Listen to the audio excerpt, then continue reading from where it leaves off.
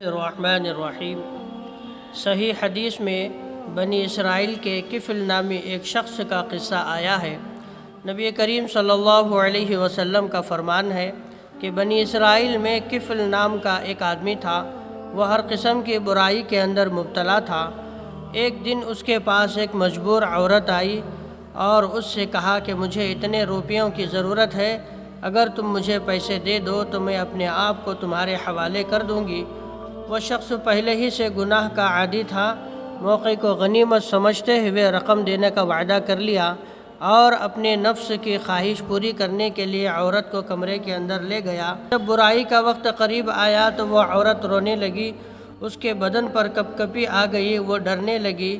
اس نے پوچھا کیا بات ہوئی، کیوں خوف کر رہی ہو؟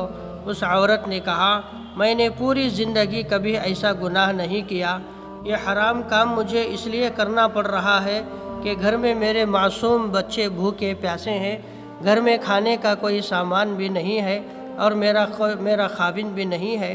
میں انتہائی مجبوری کی حالت میں تیرے پاس آئی ہوں کہ اپنی عزت و پاک دامنی کو بیچ کر بچوں کا پیٹ بھروں، اس لیے مجھے اللہ کا خوف ہو رہا ہے۔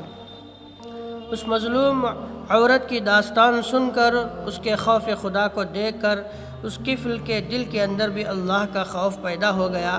وہ کہنے لگا تو نے صرف ایک بار برائی کے لیے اتنا خوف کیا، میں تو روزانہ ہر قسم کی برائی کرتا ہوں، صبح شام اللہ کی نافرمانی کر رہا ہوں، اس لیے میں توبہ کرتا ہوں کہ آج کے بعد کبھی گناہ نہیں کروں گا۔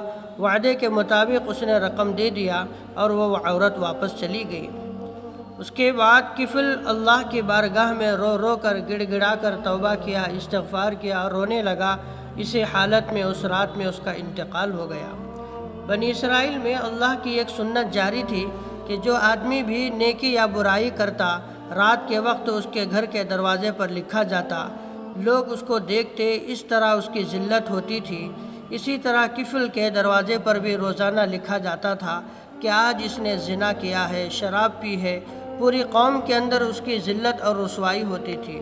اللہ کے نبی صلی اللہ علیہ وسلم ارشاد فرماتے ہیں کہ جس رات کفل کا انتقال ہوا، صبح لوگوں نے دیکھا کہ اس کے دروازے پر لکھا ہے قد غفر اللہ للکفل، اللہ نے کفل کی مغفرت کر دی۔ لوگوں کو تعجب ہوا کہ اتنا بڑا فاسق و فاجر انسان، بدکار شخص تھا کہ اللہ نے اس کی مغفرت کر دی۔ بعد میں پتہ چلا کہ گزشتہ روز یہ واقعہ پیش آیا۔ اس عورت نے خود آ کر لوگوں کو بتلایا تو معلوم ہوا کہ اس واقعے کی وجہ سے اللہ تبارک و تعالیٰ نے کفل کی مغفرت کر دی۔ اللہ تبارک و تعالیٰ سے دعا ہے کہ اللہ تبارک و تعالیٰ ہم سب کو گناہوں سے بچنے کی توفیق عطا فرمائے اور توبہ اور استغفار کرنے کی توفیق عطا فرمائے۔